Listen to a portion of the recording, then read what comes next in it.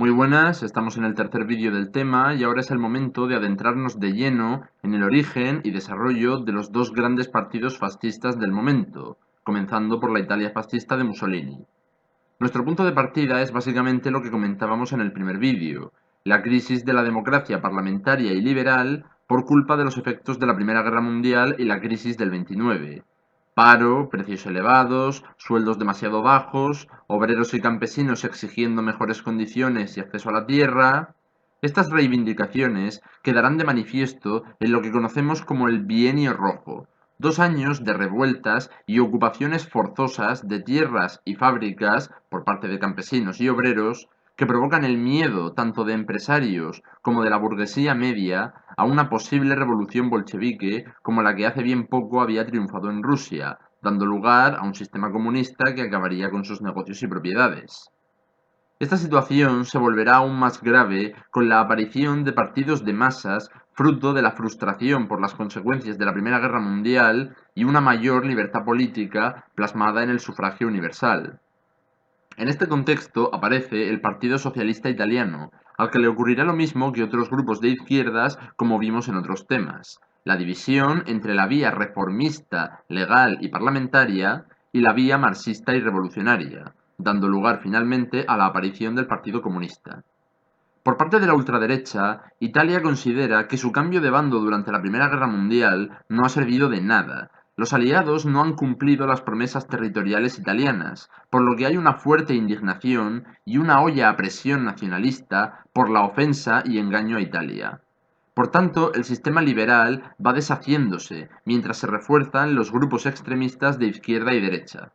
En esta tesitura aparecen los primeros movimientos ultranacionalistas como el de Gabriel D'Annunzio, que promueve la toma de la zona de Fiume, territorio en la costa adriática, que pertenece a la actual Croacia, pero que Italia reclamaba durante la guerra. Entra ya en escena el protagonista de nuestra historia, Benito Mussolini, político y periodista que empezó como líder socialista, pero que acabó convertido en un líder ultraderechista, nacionalista y anticomunista, promoviendo la lucha contra el comunismo y culpabilizando a la izquierda de la situación de crisis e inestabilidad que atraviesa el país desde el diario Il Popolo de Italia. Como parte de esa lucha, funda en Milán en 1919 los Fasti di Combattimento, un grupo paramilitar ultranacionalista, más conocido como los Camisas Negras.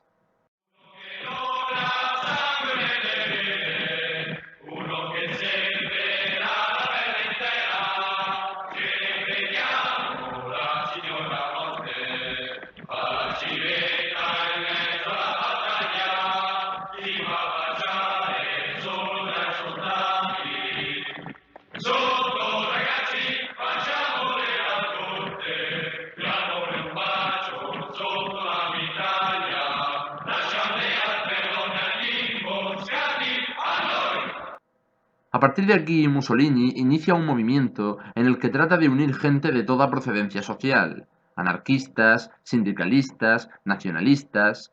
Defiende un programa socialista revolucionario a la vez que un fuerte sentimiento nacionalista. Es decir, se presenta como un unificador que dé solución a los problemas tanto de los grupos de la izquierda como de los grupos de la derecha. Y esa solución pasa por un Estado fuerte que refuerce el sentimiento de pertenencia a la nación italiana, quedando eso por encima de cualquier conflicto social entre obreros y patronos.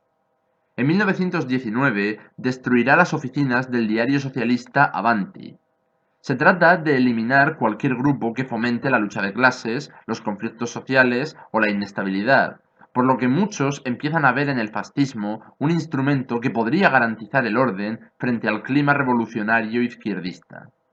Esos ataques contra la izquierda son solo una primera fase propagandística.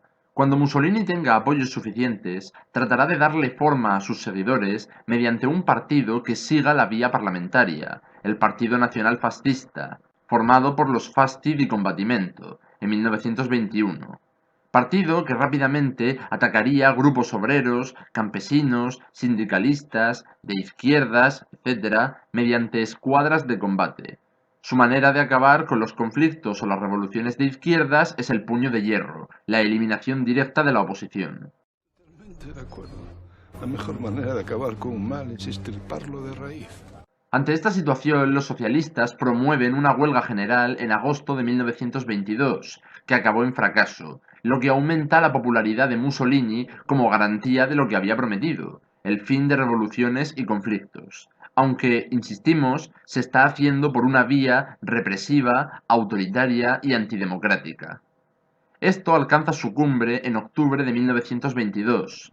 Los fascistas se encuentran en un momento de popularidad y acuerdan exigir un mínimo de 6 ministros fascistas en el gobierno, para lo que pondrán en marcha una auténtica procesión, o en otras palabras, un asedio a Roma para tomar el poder, que fue apoyado por políticos y militares, y que ni el propio rey Víctor Manuel III se atrevió a condenar, sino que finalmente le pide a Mussolini que forme un gobierno. Dad, don't act like Mussolini. I thought I was doing Donald Trump. Los primeros años del gobierno de Mussolini corresponden a una etapa parlamentaria. Se supone que se le ha encargado formar gobierno, nadie ha dicho nada de una dictadura, por lo que debe respetar el liberalismo. Para ello forma un gobierno de coalición con otros grupos acordes a la causa. No obstante, el Parlamento le concede poderes extraordinarios como si del nuevo Julio César se tratara. Y en 1924 el partido fascista triunfa en las elecciones, por lo que su ascenso es imparable. En ese panorama, un diputado socialista, Matteotti, se atreve a decir que esas elecciones son nulas porque el triunfo fascista se había conseguido no democráticamente, sino mediante violencia, intimidación y amenazas. Vida o muerte. Hitler es idiota, Mussolini más. El resultado, Matteotti es asesinado, lo que obliga a Mussolini a darse un poco de prisa en implantar la dictadura. Había habido elecciones, así que los socialistas, en teoría, tenían sus escaños, ¿no? ¡Ah! Sí. ¿Iba entonces Mussolini a dejarles participar en el gobierno como correspondía en sus resultados electorales? No. Para evitar opositores, prohíbe a los socialistas ocupar los escaños que habían obtenido en el Parlamento y en las elecciones, lo que ahora sí significa culminar el giro antidemocrático. Habemus dictadura. Con la oposición fuera de juego, se inicia la fase de dictadura plenamente fascista con sus correspondientes leyes detrás para darle forma al sistema, empezando por asegurarse de que cualquier grupo antifascista sea eliminado, mediante un tribunal de delitos políticos y un cuerpo de policía, obra, cosa que también veremos en Alemania, ya que recordamos, la violencia contra el opositor es seña de identidad fascista. Nada de partidos, sindicatos, libertad de prensa, nada.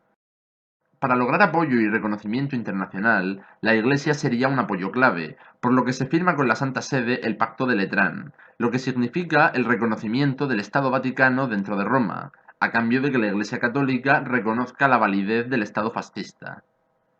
Por supuesto, también es necesario controlar a la población adoctrinando a las generaciones presentes, pasadas y futuras. En otras palabras, controlando lo que la gente hace, dice y piensa. Para ello es esencial el papel del profesorado. Los profesores del régimen visten camisa negra y deben jurar fidelidad. A los jóvenes entre 4 y 18 años se les obliga a formar parte de organizaciones juveniles que no son precisamente clubs de tiempo libre, sino una forma de asegurar la creación de un perfil de italiano disciplinado y obediente, acorde al régimen. ¿Sabe de dónde proceden los rayos y los truenos? ¿Sí, Bart? ¿Del lídercito? Muy bien, Bart. ¿Y quién inventó el código Morse? Ay, lo tengo en la punta de... ¿El líder? Sí, correcto, Bart. ¡Se equivoca! ¡Y usted! ¡Y todo este sistema está equivocado! ¡Ay! A las mujeres en teoría se las animaba a salir del ámbito doméstico, pero solo de boquilla, ya que tienen menos salario y se promueven políticas a favor de la natalidad, lo que significaba reforzar su papel de madres y esposas. Por último, como sabemos que ocurre con el fascismo, se procura tener un pleno control de la cultura y los medios de comunicación para que sean acordes al sistema fascista, mediante el Ministerio de Prensa y Propaganda y el Ministerio de Cultura Popular. No sé a vosotros, pero a mí no me conquistan con esta pésima producción. Me voy a escabullir. Puede abandonar la sala cuando le plazca, pero ¿nos dice por qué? Es que no... Bueno, está bastante bien. Aquí el personal se ha pasado de pejigaterías. Yo me abro. Ay, ¿Va a alguna parte? Aunque puede irse si quiere. no, solo iba a colocarme un poco el paquetillo. Hala, ya está.